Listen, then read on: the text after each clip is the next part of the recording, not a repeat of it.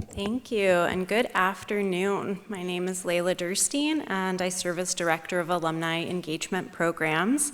I really hope you enjoyed our first faculty conversation this afternoon in this fall Greylocks mini reunion weekend. And it's my distinct pleasure to introduce our second session this afternoon, focused on the Andrew W. Mellon Foundation's Just Futures Grant Initiative here at Williams. And that will all be perfectly clear in a few moments. Inaugurated in 2020, Just Futures invites scholars from a select group of colleges and universities to propose ambitious projects across the humanities that address racial inequality in bold and imaginative ways. In the initial call for responses, the Mellon Foundation received a staggering 165 proposals, from which a jury of distinguished scholars selected 16 winning teams.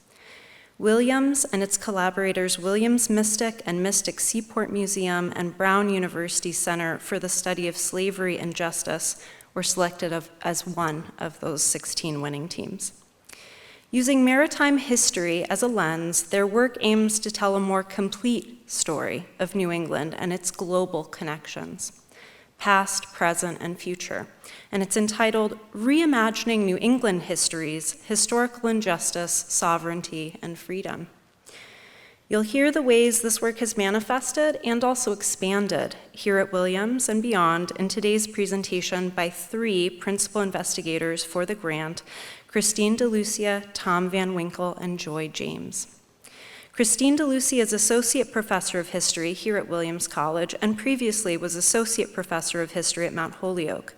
She received her undergraduate degree in History and Literature from Harvard College in 2006, an MLit in Environmental History at the University of St. Andrews in Scotland in 2007, and her PhD in American Studies from Yale in 2012. She is the author of Memory Lands, King Philip's War and the Place of Violence in the Northeast, published in 2018 by Yale University Press. In 2019, that same book received the Berkshire Conference of Women Historians Book Award and the honorable mention from the National Council on Public History. She recently held a fellowship at the Newberry Library in Chicago to work on her second book, a study of Native American, African American, and colonial relationships in the Northeast. Welcome, Christine. As Executive Director, Tom Van Winkle is the Senior Administrative Officer at Williams Mystic.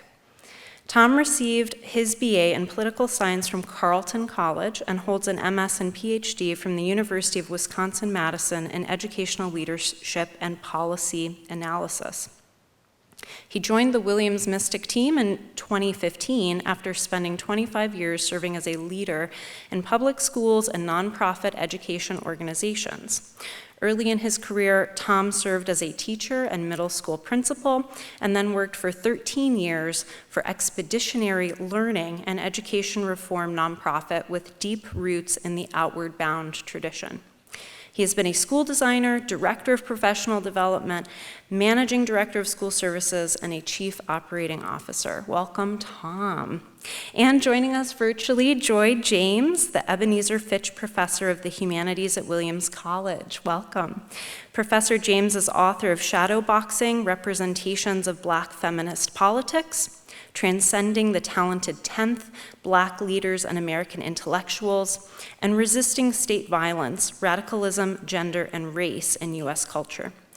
She is a frequent author-contributor of journal articles and book chapters and an editor of 6 books. Her forthcoming book, In Dialogue with Community-Based Intellectuals, is titled In Pursuit of Revolutionary Love. She is the recipient of grants, fellowships, or awards from the Fletcher Foundation, the Rhode Island Council for the Humanities, the Rockefeller Foundation, the Bellagio Fellowship, the Aaron Diamond Foundation, Schomburg Center for Research in Black Culture, the Ford Foundation, and the Gustavus Myers Human Rights Award.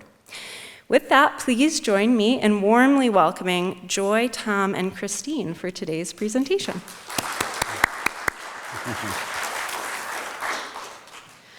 Thank you so much, Layla, for that warm welcome. It is such a pleasure to be here today with magnificent and brilliant colleagues, Tom Van Winkle and Dr. Joy James, and with all of you to be in some conversation about this project and what Just Futures means to us as we work on this with many collaborators and partners here at Williams and also beyond. So our thought today is that each of us, the three, will say some brief remarks about the nature of this initiative, where it came from, what it builds upon, where it's going, and then to be in conversation with you about questions, comments you may have, especially thinking how this may relate to your own experiences of living, learning, being at Williams College, and all that you have done after graduation. So I will start off, and then we'll hand this over. And I should say, this is how many of our meetings have gone, some combination of hybrid. And it's always a pleasure when we're in person, but also a great deal can happen virtually during these complicated times. So I'll say a little bit about where this project came from and what the big picture goals of it are and where we are heading as we reach the midpoint of it. As Layla mentioned, this is supported by the Mellon Foundation under a program called the Just Futures Initiative that was designed to respond quickly and substantively to the murder of George Floyd and other events in 2020 that have catalyzed some national conversations and actions around racial justice. And it's important to keep that focus. This is not something that came out of an academic framing solely, but rather out of a sense of commitments to social action and justice. And to live up to that, I think we know takes a great deal of energy and work that is ongoing. I also wanted to acknowledge Letitia Haynes, Dr. Letitia Haynes, VP for Institutional Diversity, Equity, and Inclusion at Williams College. She is the third co-PI on this, and we are immensely grateful for her support, her guidance, her forcefulness in helping us find the pathways to carry out this work at Williams College. So she's not here with us right now, but is instrumental in this.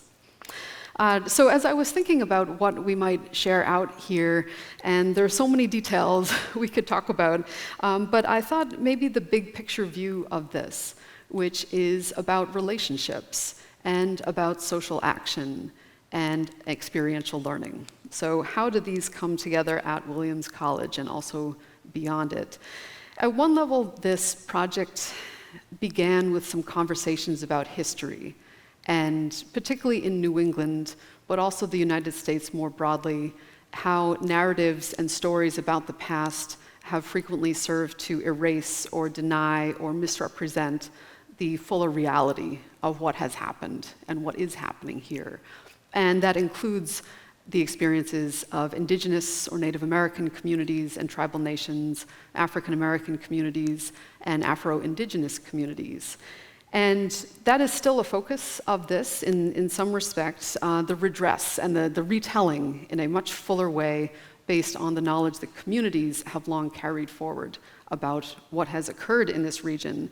But increasingly, and here I really want to credit Dr. James for ensuring the clarity of vision on this, what we're working on at Williams is about social action in the present.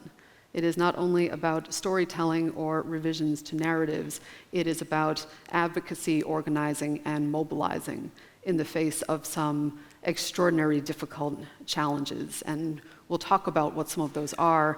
But this includes frontline communities grappling with climate change that is eroding their homes away, communities where access to fresh water, clean water, fair housing are crucial issues. Right? So I wanted to say that at the outset. This is not only storytelling, this is also about pathways to social action.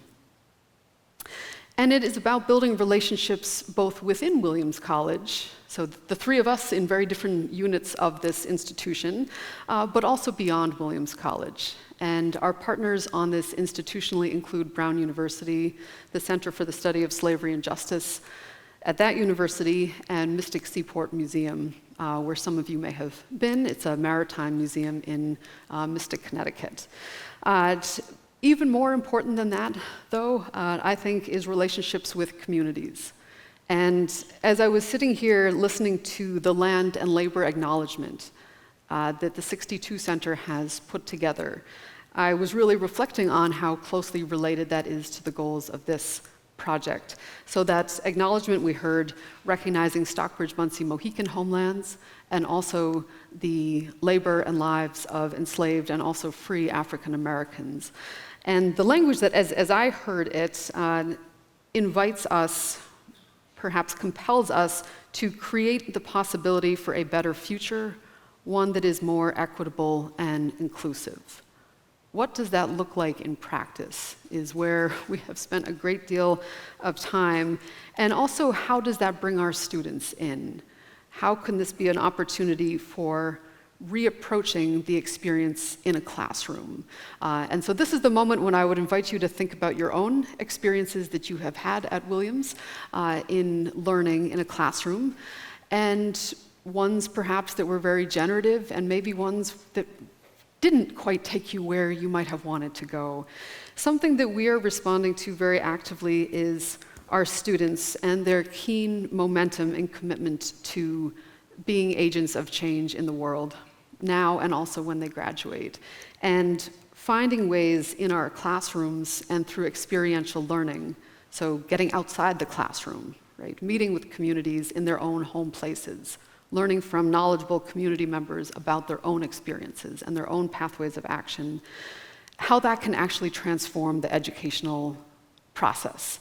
And it is exciting, it is hard, it is logistically extremely complicated sometimes, and that is what the future is bringing us towards. And so we are in the midst of developing several different areas of focus through pedagogy workshops, through some grants we have made to faculty colleagues to support them in transforming their classes in a number of different areas of study, and to also working on a summer program that will engage undergraduates in a very meaningful way out on the land and out on the water. And I realize I'm not sharing out all the details of this right now, but that's some of the big picture of this. And the other point that I wanted to emphasize before handing this off is that this is a 3-year grant. That's how the Mellon Foundation has structured its funding. But for all of us, there's an enduring commitment to groundwork that can carry forward at Williams College beyond the endpoint of this grant. Otherwise, what is the point, right? And so it will be concluded in a formal sense in 2023 into 2024, but we are actively working with college leadership and community partners and students to make sure that this is not a one-off or a flash in the pan, but rather something that can carefully lay that groundwork in collaboration for some different routes forward. And all of this I find exceptionally important, and the amount of time and energy that the colleagues on this call have put into this, I think, signifies the critical importance of this work. And I'm glad to be at Williams College and have the latitude and the support to do this and to take some risks, I think some large risks, that are necessary. Yeah. So with that, we'll hand this off to Tom. Thanks, Christine. You're a hard person to follow. That's such a fabulous presentation there. Thank you. So I want to talk to you a little bit about Williams Mystic. We may need a little help getting that to go. I'm the executive director at Williams Mystic. We're the smallest partner in the grant, and we are one of 2 study away programs that Williams College sponsors, and we live at the nexus of one of the other partners in this Mellon Just Futures grant. Our campus is the Mystic Seaport Museum, which is located in Mystic, Connecticut. It's the largest maritime museum in the country, and you can get a sense of that right there. We are a program that some of you, if I have my math correct, you may recognize this individual because you may have had this individual in class. History professor Dr. Benjamin W. Laborie. And he was not only a history professor, but also the dean of the college at some point in time. And he departed Williams, had to give up his tenure to start the Williams Mystic program in 1977, after taking students down in the early 70s to winter study down there. But he made a go of it, and 45 years later, we're still going strong. We're the experiential part of this. We focus on experiential learning and interdisciplinary learning at Williams Mystic.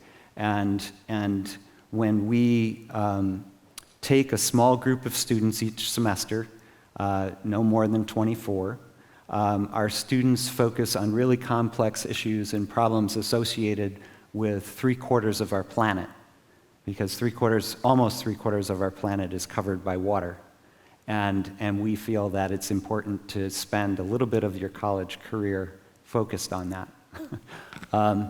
And recent events really help solidify that reality and expose the vulnerability of coastal communities and communities that are vulnerable in other ways as well, because the individuals, when we hear about individuals who do not leave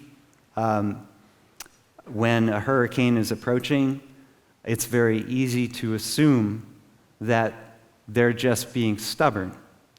But in fact, oftentimes is the case, there's no other place to go for those individuals because they may not have the resources necessary to go somewhere else. And so one of the things that we focus on during our semester is how these communities can remain resilient and in locations that are very important to them.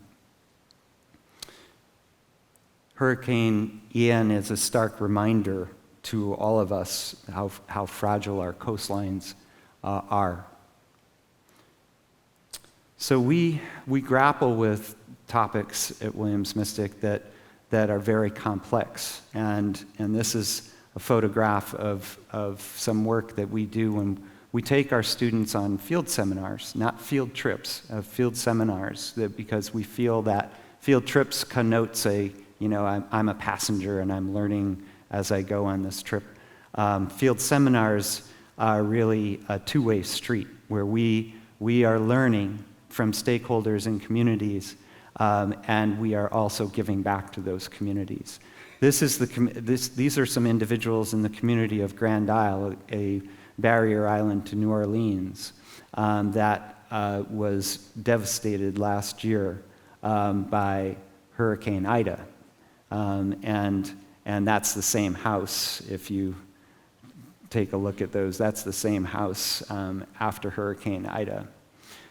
So these issues are very complex to try to figure out, and we feel that there's no single discipline that has all the answers, and that's part of the reason why we focus on an interdisciplinary approach.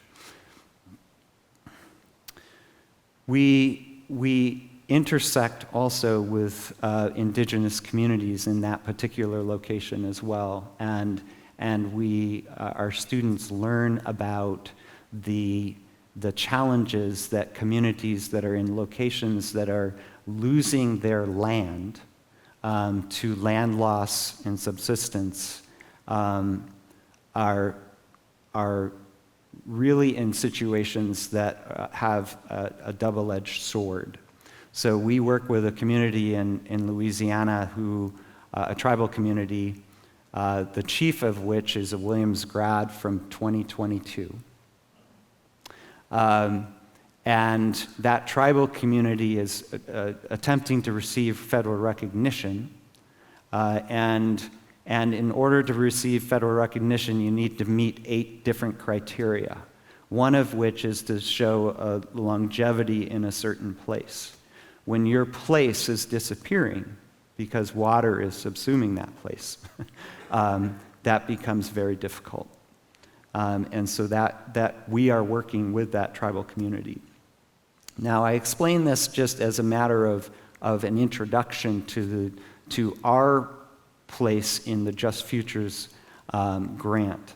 And as I've worked with these amazing colleagues, Christine and Joy, I have thought, how can we, as a small program, really help shape the experiences for undergrads here at Williams and at Brown, so that they get a taste of reimagining New England histories and reimagining the histories of indigenous, Afro-Indigenous, and African peoples here in this country, when the narrative that I learned in school was so different. In fact, that narrative wasn't even taught. And so we have, one of the activities that we're focused on this summer is an experiential activity where we're going to take 20 students aboard this vessel, the Harvey Gamage, and we are going to go from port to port, learning the histories that haven't been told of these different communities. But not only learning the histories, because that, of course, that history can be traumatic and difficult to hear, but important to hear. But then also finding out what's happening present day and who are the current people in these communities, the activists and the members of these communities who are doing wonderful work for these communities in these places. And so whether it's Newport, Providence, Shelter Island, Mystic, Baltimore, New York City, we're going to be taking students aboard this ship to these different places for 2 weeks this summer, so that they can experience, first of all, what it is to travel aboard a ship and be a member of a crew, but then also learn these histories, have time to reflect on these histories, and then meet activists in these locations now, so that we see the past, the present, and the future. Good work that can be done. Hopefully that stimulated some questions for you for when we get to the Q&A part, but I want to turn this over to my esteemed colleague, Joy James, who I love working with. Joy. Thank you, Christine. Thank you, Tom. I've benefited from working with both of you, and I think there's a way in which the three of us, through the process of this grant, honoring the intent of the grant, again, as Christine said, the land and labor acknowledgments about loss and theft have shaped, in a way, our ethics in terms of how we approach our work on the grant, but also, I would say, how we treat each other as intellectuals who are learning through the grant, through our commitments. So I'm thinking actually of 3 topics that I want to touch on, and I'll explain a bit what's on the screen. But education, as what has been said, has been key. Ethics has been key for us. And then the third, which we repeatedly return to, is our commitments to communities, particularly communities that are facing precarity in very serious ways, from ecological devastation to disparities in terms of health, in terms of opportunities, and in terms of security and safety. So our pedagogy in the grant that we hope to learn with other students, seeing ourselves as faculty students or learning faculty, to learn with folks who are at the Teaching Center, and Christine has been in touch with them, to learn with students who also wish to talk about pedagogy, ethics, commitments. In the the short time that I've been on this grant, I find that it's an incredible learning environment. So I want to share a little bit of what I've learned.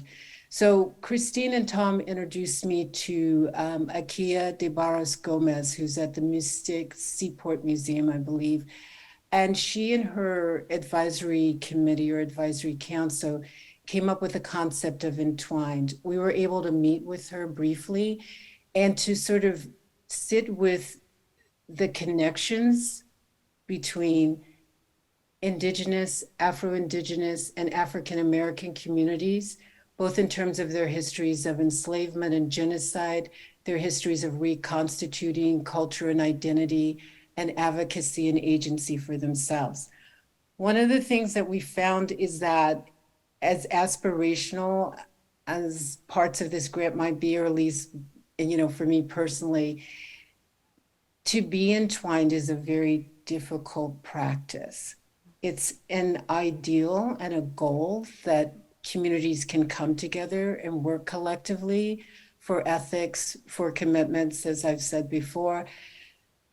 But because of different histories, even if they share the history of dispossession and conquest, the different ways that we understand our histories, the different ways in which we articulate our losses, and the different ways in which we think about the future possibilities of stability, land back, lives back in terms of Black Lives Matter, but the same also for Indigenous communities who face considerable harm and different forms of violence and disappearance, particularly for Indigenous women and girls. Together is complicated. And I think the romantic, or the part of me that romanticizes our capacity to be in community and move forward, that part got schooled in this grant. And I'm appreciating, the schooling and what I've learned from Tom, Christine, and others. But I'm also still grappling with what our strategies might be so that we do come closer together and that we understand what our needs, collective needs could be in this democracy and how we could help stabilize the democracy and restore a sense of civil and human rights. So when you see this poster, it's done the art by an artist, Indigenous artist. I'm sorry, I don't have the name in front of me now, but we broke it out into 4 categories. Again, we're grateful for the work of Akia and also for the Mystic Seaport Advisory Council. Spirituality was key, security was key, sovereignty, which we made in the plural, was key, and freedom, which is obviously aspirational. And the way in which we invited academics to be central in this, that was important because this is an educational endeavor. But as we go forward, we will increasingly create spaces for more community leaders to be present. And these 4 categories may not be fixed, they may mutate, but these were great categories to begin with as a grounding in this endeavor. As we move, if you could go to the next slide, as we move, this was from a previous semester, but as we move into the current semester in terms of the fall, we're still thinking about these themes, but we're also thinking about the issue of betrayal, which is very tricky to talk about. But it's tricky to talk about land and labor loss, and it's tricky to talk about genocide. So the attempt to deal with the issue of betrayal, I see it as a way of expressing, again, our commitments to education, our commitments to ethics, and our commitments to communities. So we have 2 visitors who will be participating in a Zoom conversation. Selamet Tarefe, who is our Williams Just Futures visiting faculty fellow for the next 2 years, and Frank Wilderson, who is an author, a theorist, and also one of the architects of Afro-pessimism. So I won't go into the details. This is online through the Oakley Center, which is co-sponsoring this event with us. They also co-sponsored the learning workshops that we did before on Entwined. But one thing that I would, as I wrap to a close, would like us to think about whether or not we talk about it, is that our endeavors to deal with the losses that have been articulated, they're not always clearly defined, right? Not in the realm of education, not in the realm of social ethics, and not in the realm of politics. And so what we hope in part to contribute is that through education, through intellectualism, through commitments to picking up on thorny issues and issues that we cannot, quote, solve in terms of crises immediately, but ones that we can struggle to address, that perhaps we would talk about conquest, betrayal, and what would constitute restitution, or at least a path forward, so that entwined becomes a more realistic possibility, not just for Indigenous, Afro-Indigenous, or African American, but a greater possibility for the democracy writ large.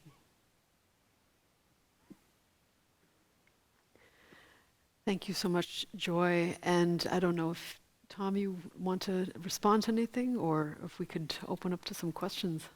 I'm ready for questions. All right. Well, we would love to take some questions, and I think there are some microphones traveling around so that everyone can hear. So thank you so much.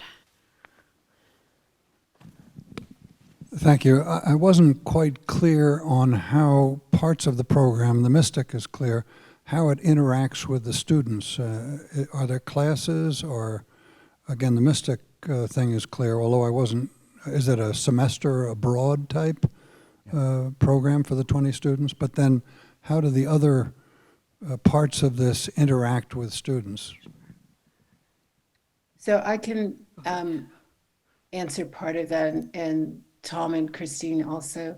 So I'm doing a senior seminar for American Studies, and the seminar is looking at enslavement from 1791 to 1991, looking at the United States, Cuba, and Africa, sort of a triangle, both historical but also moving to the 20th century. So this is one way in which the students are studying a history over centuries of enslavement, with different texts such as The Other Slavery, which looks at indigenous slavery, which is not spoken about as much as the enslavement of Africans or people of African descent. There is a standard way in which we write papers, but I'm also asking the students if they would be interested in being more creative in working in collective pods. They're already in pods, but again, maybe this is replicating what the three of us are doing, but this collective thinking about the ethics, about the history and how it's connected to the present, and also, as Tom says, how it gestures towards trajectories in the future. So yes, the content is found in our classes. We also have a student intern who is a sophomore who is going to be working increasingly with us. They helped us with roundtables on Entwined, with the transcriptions of the roundtables, possibilities of ebooks, but the students having the agency, and maybe Christine, I'll just pass this off to you, around talking about pedagogy and how they learn best, and how this grant that we have might facilitate their own leadership as learners. Absolutely, and thank you so much for the question. So we are full-time teaching faculty here, and this work is certainly coming into our classes in the way Professor James just described. For me, I'm teaching Native American and Indigenous Studies classes, early American history, and have already revamped the syllabi to reflect this and to build in much more room for student projects that are engaged with the world. So different than write a term paper that only you and the professor reads. And that work is ongoing and will build out from here. We also, as I mentioned, have used part of the funds for this grant to support 5 faculty members who are early career scholars at Williams in fields ranging from geoscience to sociology to history, American studies. Geoscience? We got geoscience. I forget what the other one is. This will come back to me. And they received these mini grants essentially to innovate in their classes. And we've had some wonderful initial conversations about how they're doing that, from something as basic as how do I change my assignment, the first assignment I do, to much bigger picture implications for the dynamics in a classroom or field seminars.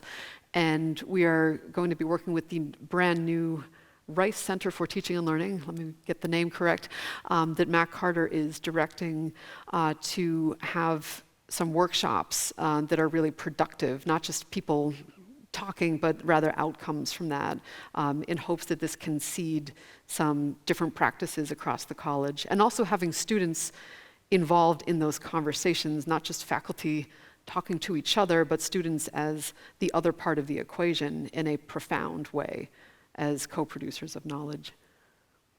One additional thing I would just add, one of the deliverables for this grant is going to be a major exhibition at the Mystic Seaport Museum. I believe the title is going to be Entwined, if I am not mistaken.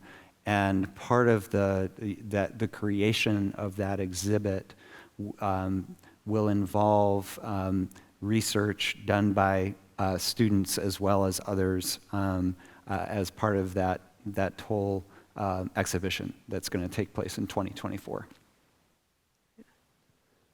So as somebody who's 50 years from my undergraduate experience, I first want to applaud you for aiming high. It's refreshing to hear Professor James talk about learning faculty, getting schooled in something that's outside a discipline or a comfort area or knowledge base. I think these are great messages for our current undergraduates to hear. I just want to put a plug in for the class of 72 Fund for Engaged Scholarship. This was a gift announced at our 50th reunion in June, $3.2 million. This is on the subject of sustainability beyond your grant.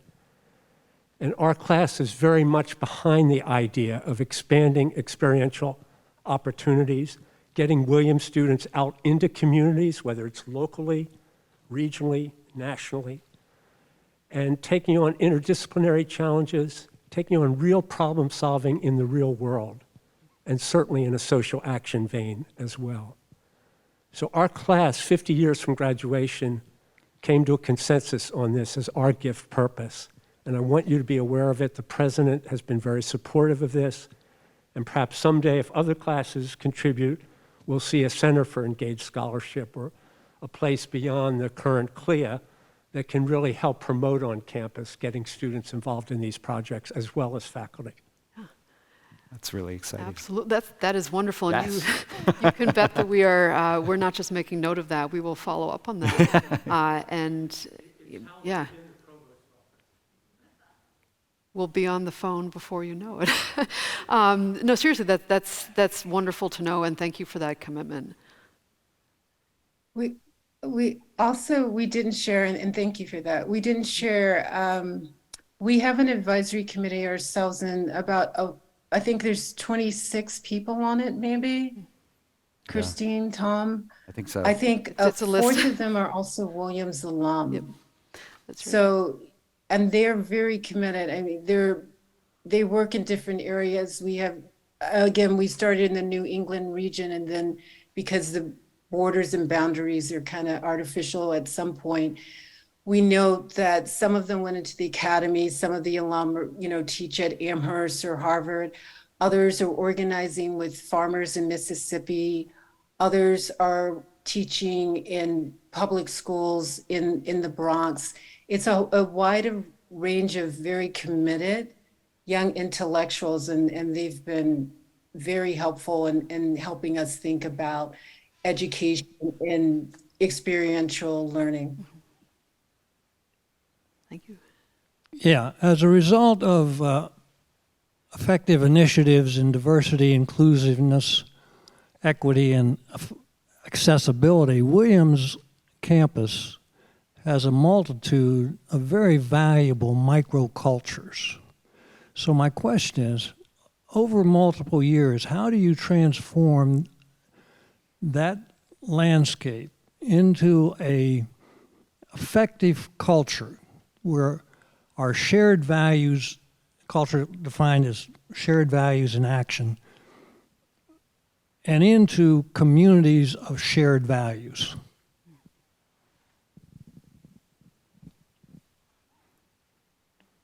I think Joy should answer that one. I have a forming thought. Joy, would you wish to? I say that tongue in cheek because that was way beyond Van Winkle.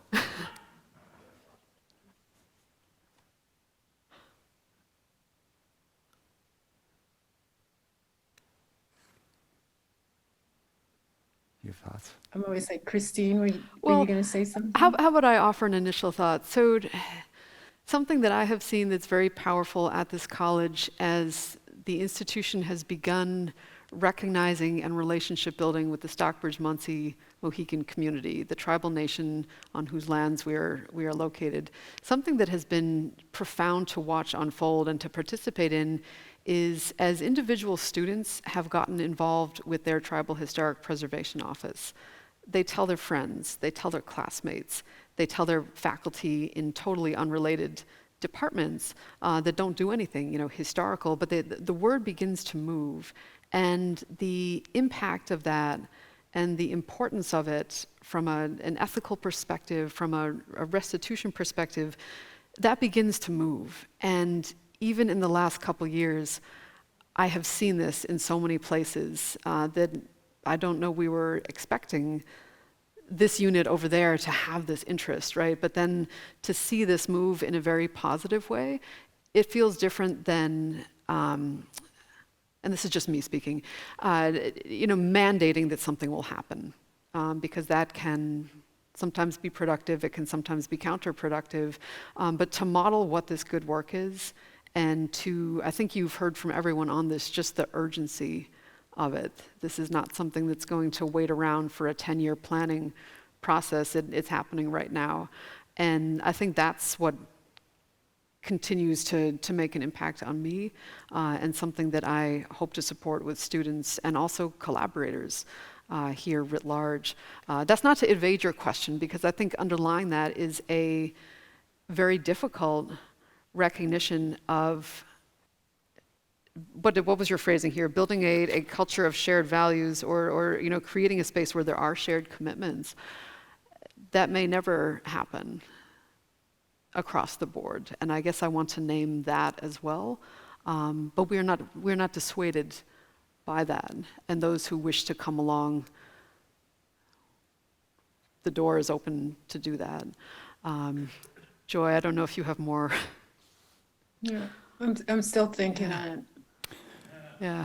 I was just going to go back, I think, to one of the things that you centered on when you began this talk, and that is the relationship building piece. And I think whether you're dealing with microcultures and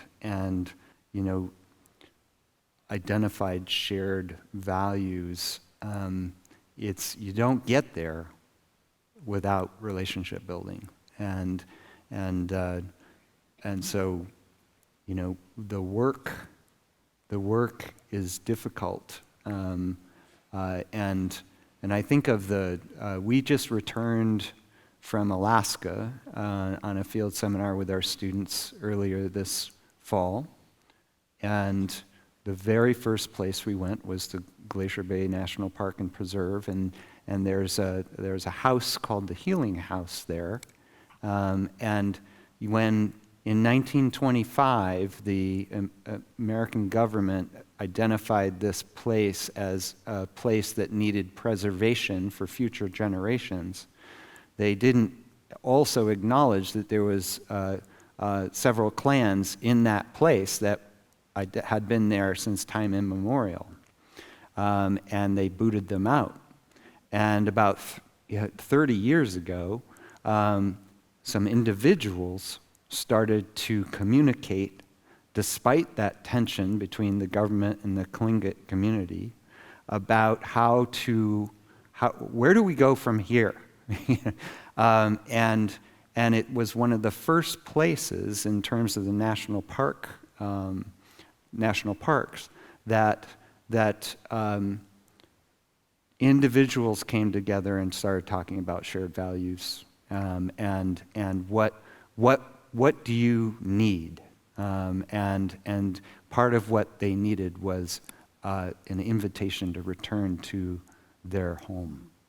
And so that was the outcome, was the construction of this. And this dialogue is ongoing. There's still tensions, but the dialogue is ongoing. I would only add, I mean, shared values is I have to sit with it for a while, because I'm not a pessimist, but I'm not an optimist either, right? So I guess that makes me a realist. For me, I think I go back to ethics continuously because I'm looking for a baseline here around issues of violence, dispossession, exploitation, just a baseline that it's not tenable. And wherever we see forms of it cropping up, then we have to address it in order to even say that community exists on any realm or any level. That could be a shared value.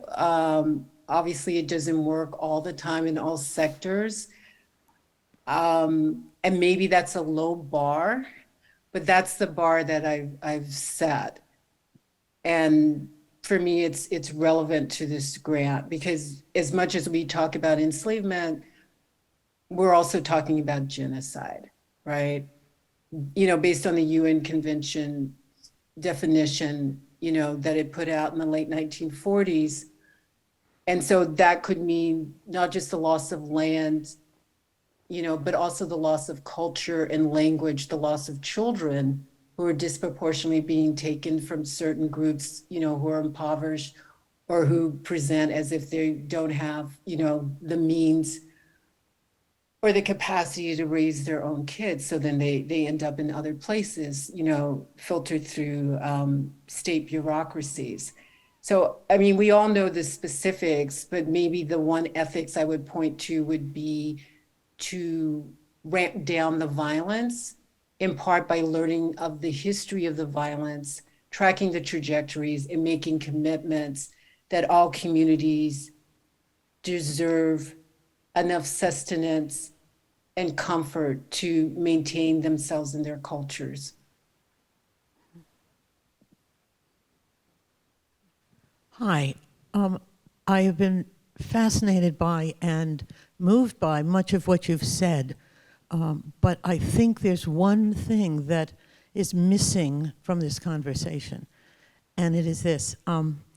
I happen to be a children's book writer and a teacher of children's book writers, and if we do not have books, if we do not have people who are speaking in those books to those children, then it is much harder by the time they get to college to change their minds, to move them.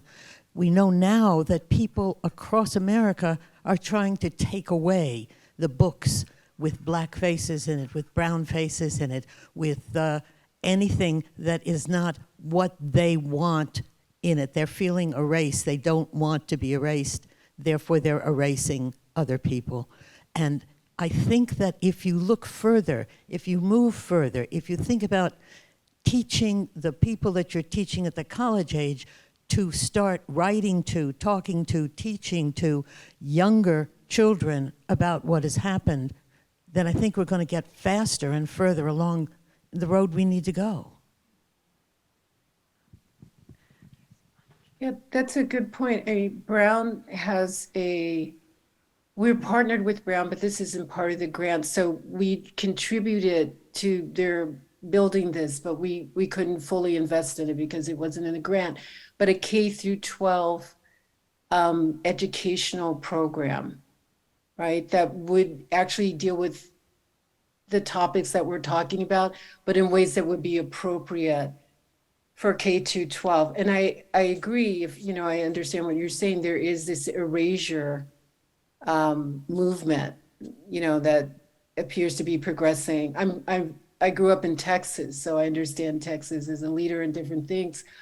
But there's sites where people are understanding that, yes, the youth, the children, people who have children or grandchildren, very much invested not to have book bans that erase or distort history.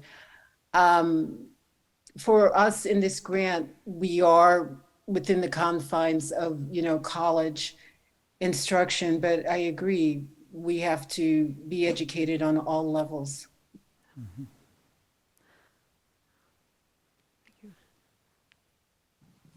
Thank you so much for your conversation today. I'm very inspired that this movement is going on in our country. I'm especially more inspired that Williams is involved in it. I wanted to ask a question, and perhaps you can give us some guidance to how, when I speak about this effort to acknowledge and recognize our past, a part of our past that we haven't usually been educated about, with other people who call this whole endeavor woke.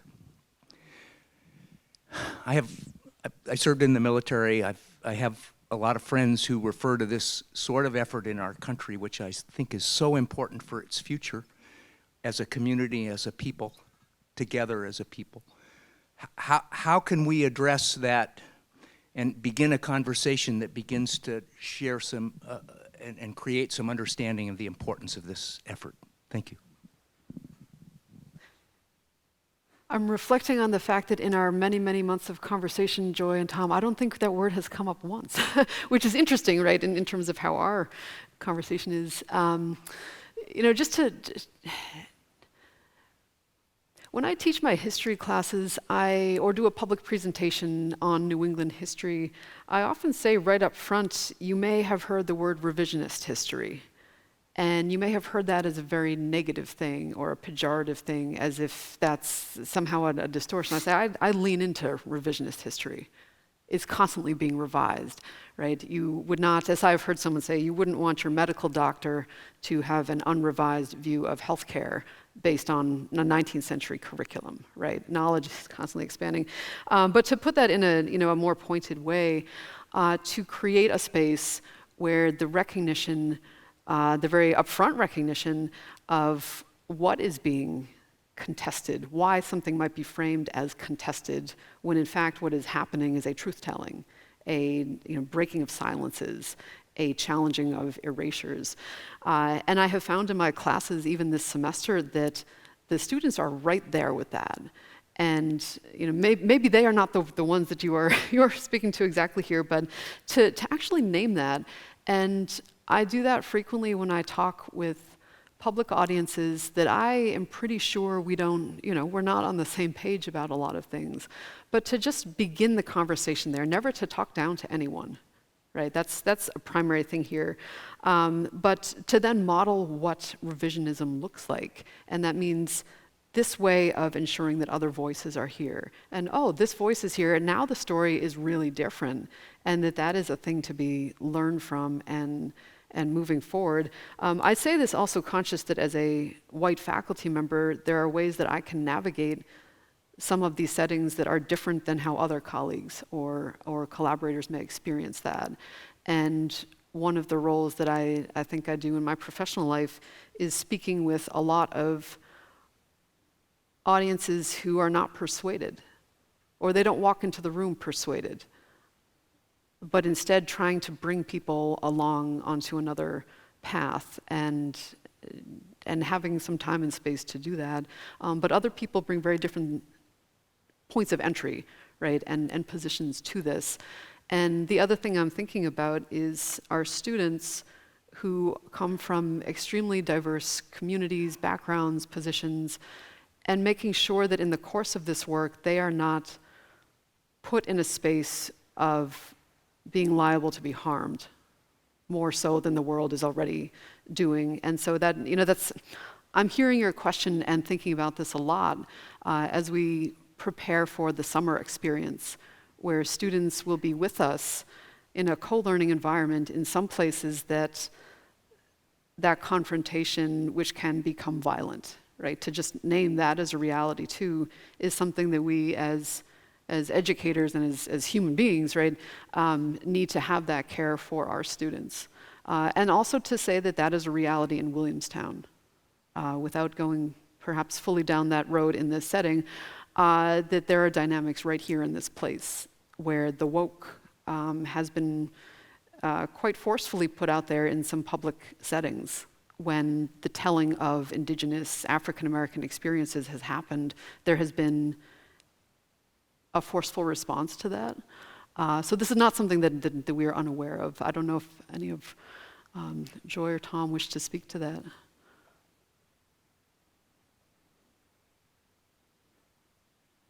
I think. I've been thinking, go ahead, Tom. No, you go. Well, I mean, this is gonna maybe sound like it's like way off in left field or whatever field.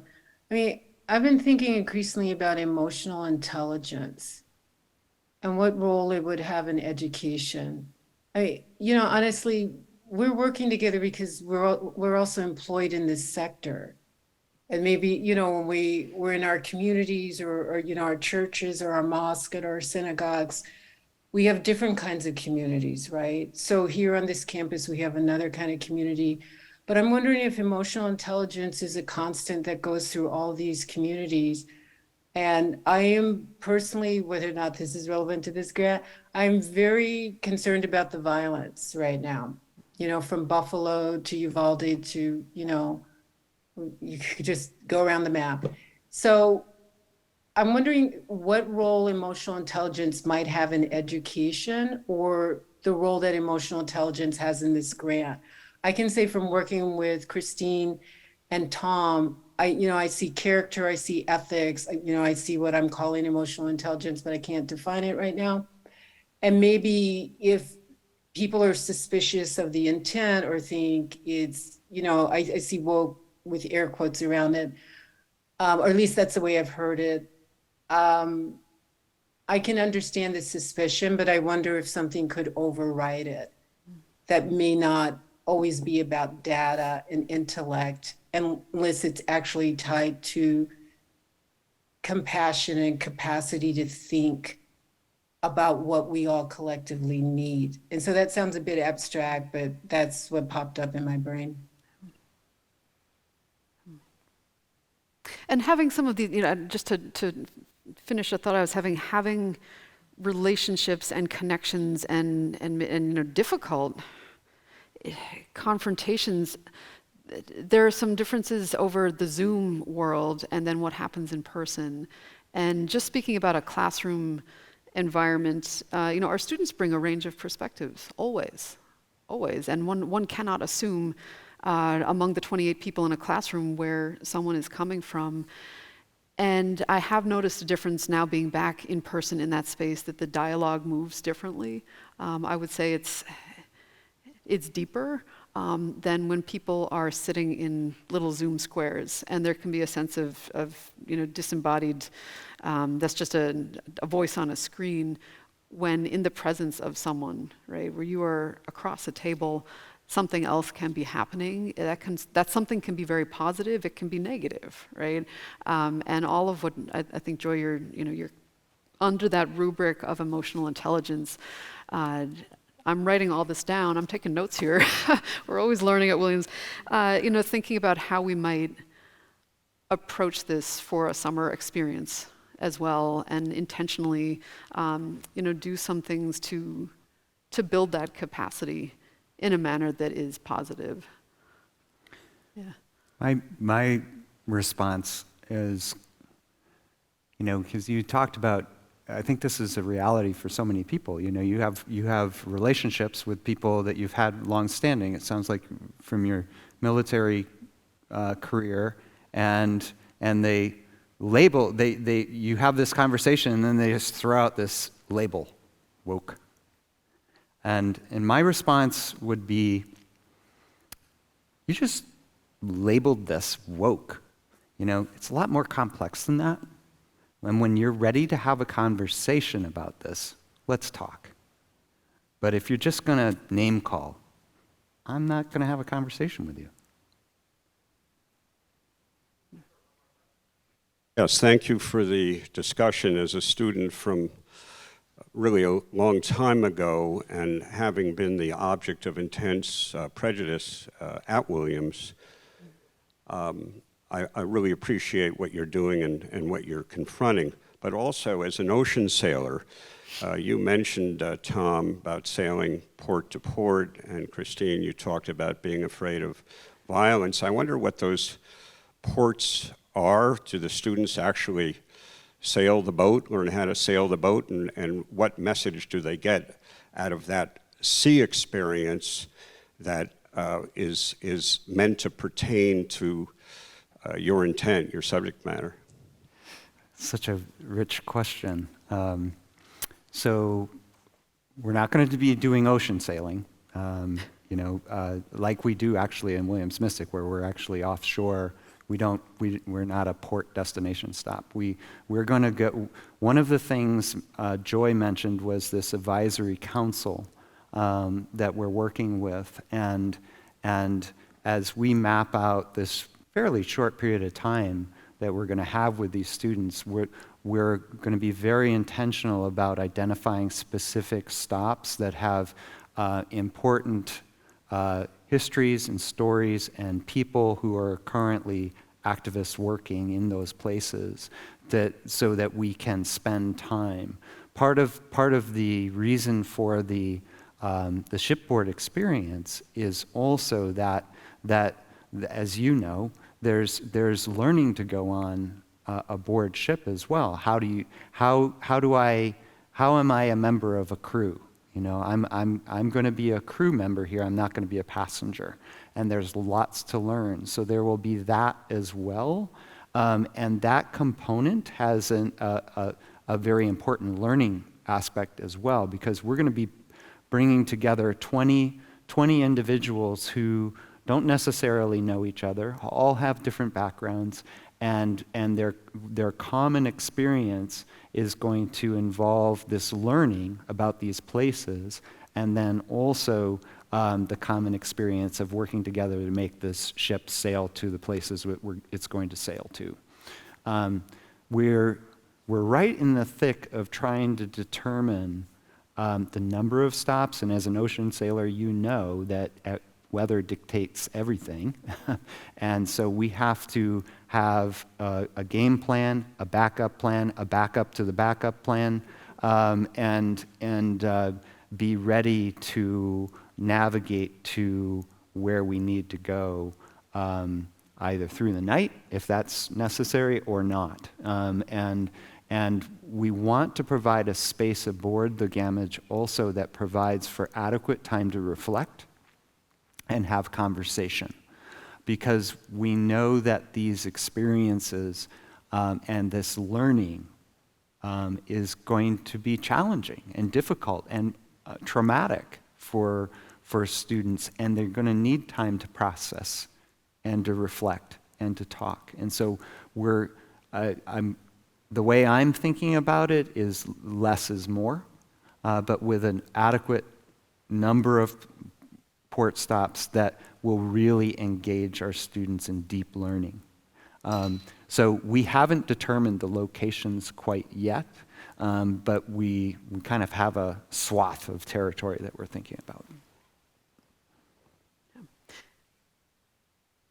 Oh, and I was just thinking of something that one or several of the advisory council members said about the difference between going to a community where they are on their own ground or water, and inviting a guest speaker to this beautiful campus of Williams College, which of course can have enormous impact.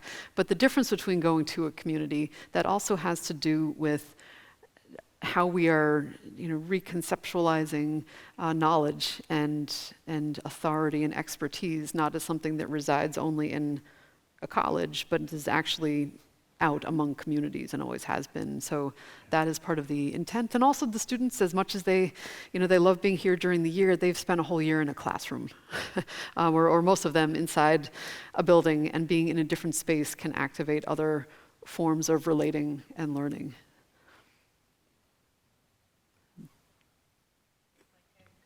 Note to end on. Let's thank these three, Christine, Tom, and Joy, so much.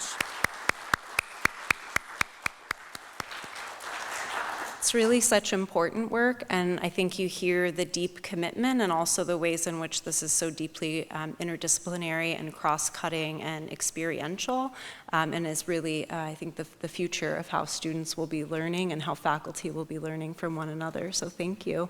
And thank you all for attending this terrific conversation, our earlier faculty conversation. And we look forward to more shared camaraderie with you throughout this weekend and more stimulating conversation. And of course, we hope you'll reach out to our terrific faculty panelists today if there's anything you want to learn or hear more. But thank you all so much, and we will see you down at Weston Field for dinner this evening. All right. Thank you, Joy.